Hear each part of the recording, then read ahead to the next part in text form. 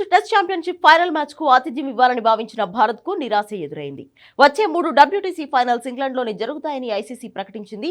2027, 2029, 2031 finals కు cricket పుట్టినిల్లైన England ఆతిథ్యం ఇవ్వనున్నట్లు వెల్లడించింది. గత 3 ఎడిషన్లలో ఈసీబీ ట్రాక్ రికార్డు దృష్టిలో ఉంచుకుని ఈ నిర్ణయం తీసుకున్నట్లు ఐసీసీ ప్రకటించింది. ప్రపంచ టెస్ట్ ఛాంపియన్షిప్ 2019లో ప్రారంభమైంది.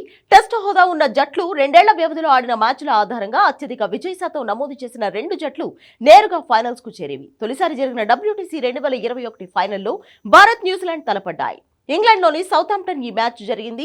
WTC 2023 ఫైనల్లో భారత్, ఆస్ట్రేలియా మ్యాచ్ ఆడాయి. అది కూడా ఇంగ్లాండ్ లోని ఓవల్లో జరిగింది. తాజాగా దక్షిణాఫ్రికా, ఆస్ట్రేలియా మధ్య WTC 2025 ఫైనల్ ఇంగ్లాండ్ లోని లార్డ్స్ లోనే జరిగింది. తొలిసారి న్యూజిలాండ్, రెండోసారి ఆస్ట్రేలియా, మూడోసారి దక్షిణాఫ్రికా విజేతలుగా నిలిచాయి. వచ్చే 3 పర్యాయాల్లో కనీసం ఒక్కదానికైనా ఆతిథ్యం ఇవ్వాలని బీసీసీఐ భావించింది.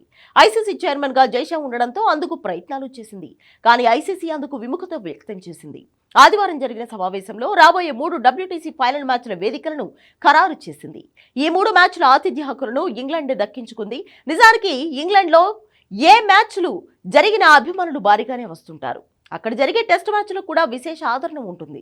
కేవలం అంతర్జాతీయ సిరీస్లే కాకుండా కౌంటీ మ్యాచ్లను చూసేందుకు అభిమానులు స్టేడియాలకి పోటెత్తుతారు. ప్రస్తుతం భారత్, ఇంగ్లాండ్ మధ్య 5 టెస్టుల సిరీస్ కూడా ఫ్యాన్స్ క్యూ కడుతున్నారు. వీటన్నింటిని దృష్టిలో ఉంచుకుని వచ్చే 3 ఫైనల్స్ ను ఐసీసీ ఇంగ్లాండ్కే కేటాయించింది.